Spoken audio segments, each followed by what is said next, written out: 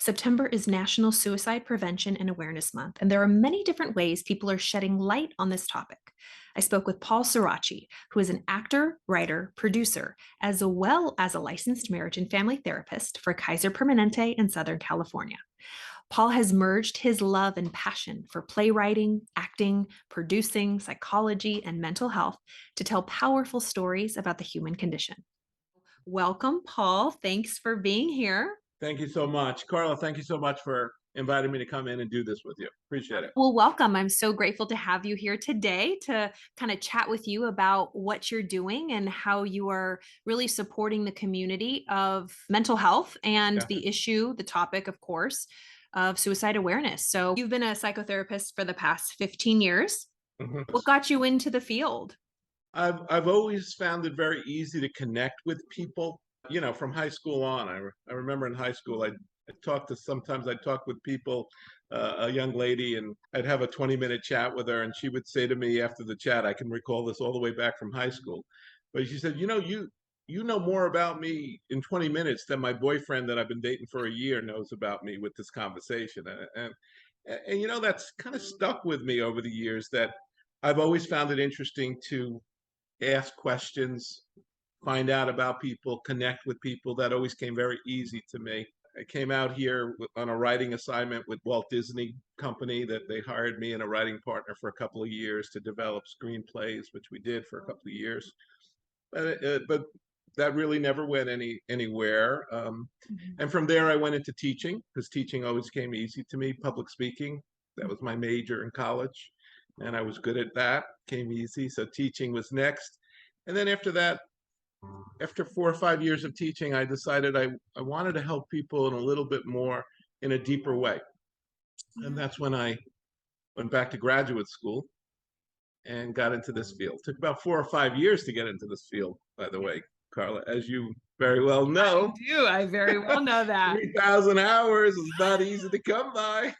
I know. But here you are. What a beautiful journey. So now, as of today, you're kind of combining different loves, different passions for acting, for producing, for writing, and you're kind of molding it into this mental health world as a way to, what would you say your goal, your mission, your passion is with taking this entertainment, expressive, creative medium and Yeah. putting it together with the mental health psychology field? You know what came to me immediately when you're saying, like, what's your goal, in terms of your creativity and melding the two? So, as we all know, nobody likes a preachy theatrical play. I'm not into preaching at people, but I am into, spoonful of sugar helps the medicine go down. And, over 15 years of counseling patients, day in, day out, I've acquired a few things, that I think are helpful in terms of helping people to, move in a more positive, hopeful direction in their life. I've acquired it over 15 years of doing this day to day.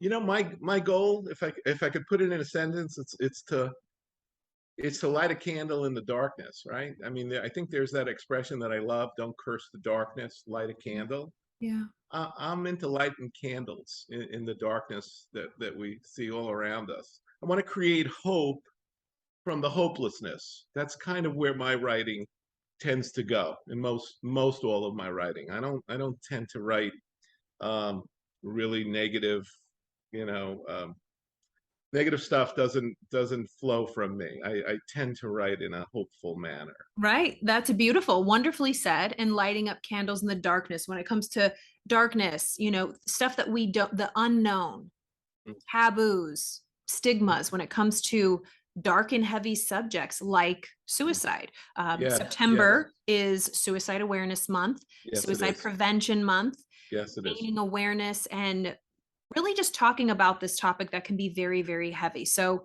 I know that you have a new play that is coming out in September in Los Angeles and North Hollywood. So tell us a little bit about what you're hoping to do and Yeah. say with your artistic endeavors when it has to do with this topic of suicide. It's a new show called A Glimmer of Hope, Mhm. which is actually a fundraiser for suicide awareness and prevention, called A Glimmer of Hope. It's actually 4 short plays that I've written over the years. Well, I can tell you're really passionate about the art that you do in service of gaining awareness. So, what dates are these short plays and these Mhm. shows happening this September? Where can people kind of find information about it and what are they Beautiful. called? Yeah. It's only 3 shows only. It opens September 9th on a Friday night, and it's only, so it's September 9th and 10th. That's Friday, Saturday night at 8 o'clock, and then we'll do a Sunday matinee at 2 o'clock. And it's at the Whitmore Lindley Theater in North Hollywood. Whitmore Lindley Theater in NoHo. And I like to remind people that even though it's about suicide, all the plays are about suicide, but it's written from a hopeful perspective. Nobody dies in my plays. And it's actually a night that's going to actually have you thinking, have you laughing, have you crying, because that's kind of what I write. I write make you laugh, make you cry material, you So know. is So life, Paul. So is life. And I think, amen. right. Amen. And I think it's Amen. important to, like you said, people don't want to hear preachy stuff. And not everybody is comfortable talking about these sort of topics. So seeing it in a movie or in a play, it can, like you said, a spoonful of sugar can help that medicine go down. You know what Amen. I mean? So, Yes. and I Yeah. think not only with the general population, anybody in the world really, the topic of suicide is a pretty heavy one that it can be really scary. I remember me as a Yeah. clinician, I hadn't known anybody or I hadn't really experienced it firsthand, but studying this and knowing that I would be, dealing with people who do have ideations and Yeah. thoughts and are going through really dark times. Yeah. For me, and I want to hear what you think, just as a clinician, I Yeah. realize like, there's nothing more human than being in a place where you kind of just want to escape, that you Mhm. you don't want to be here anymore. Like that's a human emotion. And I think we're Amen. even afraid to say that we have those at times. Mhm. Now, the difference is the plan and the intent. Do I plan or do I have an intention to follow Yeah. through? Now, that's Yeah. something that we have to step in, of course, and then the red flags come up. But the thought or the feeling of Mhm. not want it's things are too heavy and you would just rather quote unquote not be here. That is a natural human emotion that I think shouldn't be Yeah. taboo or taught or That's right. um shamed. But Amen. it's when we go the step Yeah. further of having that plan or intent. What is your experience dealing with that, or how have you conceptualized that topic? Yeah.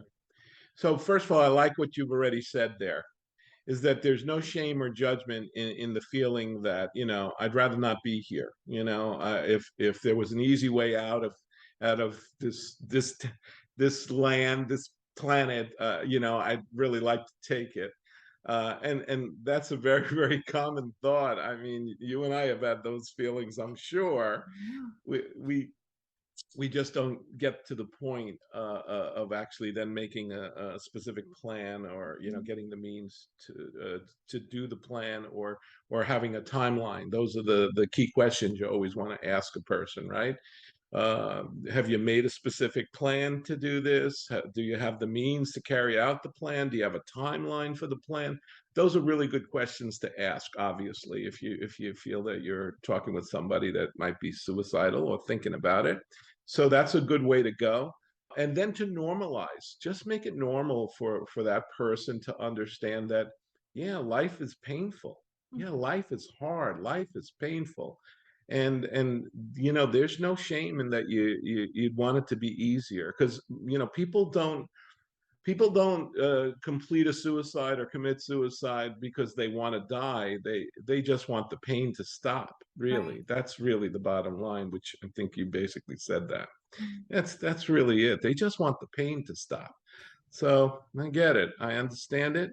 And Mhm. then it's our job as therapists, or as an empathetic human being, to see what you can do to try to get the pain to stop. And a lot of that is connecting them with, again, professionally, to try to connect them with a good therapist, or see if there's a community that you can reconnect people to. Sometimes people have a spiritual background. You want to see if they have an interest to maybe go back to a church community, or whatever community is in their background, that they had some success or some feeling of belonging.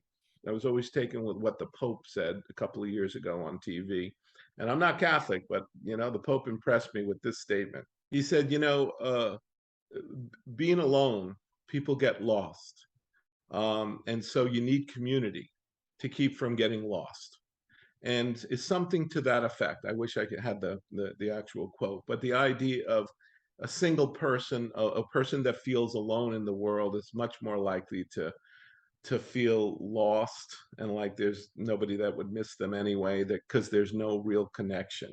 Yeah. So I would want to tell you, and by the way, I think the same thing holds true for people with really bad addictions, right? I think I've heard it said a whole bunch of times that the way out of an addiction is to try to uh, get some accountability, get a group, get a Yeah. community, which is the success of Alcoholics Anonymous, having Yep. a community.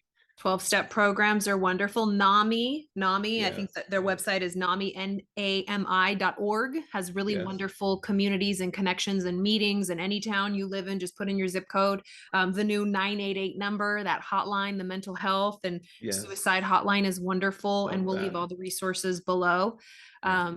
But yeah, I think the topic of suicide, of course, with the awareness month coming up in September, your show is a wonderful way to showcase this, shed light, like you said, on this pretty heavy topic. And therapist to therapist, I think even us, we struggle with how to best bring this topic up or feel comfortable ourselves with it, because we're human too. We're all in this together. And I think you hit the nail on the head with connection. Connection. Don't ever feel like you're alone, like you're secluded, whether it be depression, anxiety, addiction, suicidal ideations, anything that really makes you feel like you're completely alone. Know that that is just emotions and feelings, that all you need to do is reach out and connect, and all the resources that I will, add below. Well, thank you, Paul. Thank you for your time. I think it's Mhm. wonderful that you're molding talents that you have and creativity and your artistic expression and sharing it in a way that can give people hope. And I'll leave all the information for Paul's show here in the link that we have below here.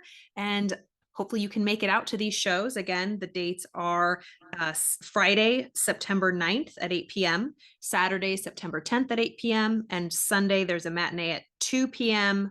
Sunday, that is the 11th, September 11th. So, Right. And all at the Whitmore Lindley Theater in North Hollywood, right, and the right there proceeds on are Magnolia. go to, I have about 3 or 4 different places that I've got set up to go to. One that comes to mind right off the top is Wounded Warriors.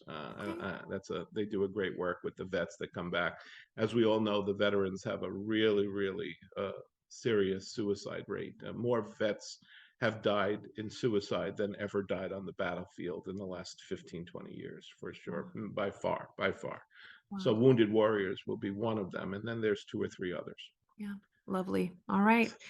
Well, thank you for your time, Paul. Carla, thank you so much for giving me the opportunity to talk about these hopeful things and to promote the show and get some butts in the seats. That would be great. Yeah, you're so welcome.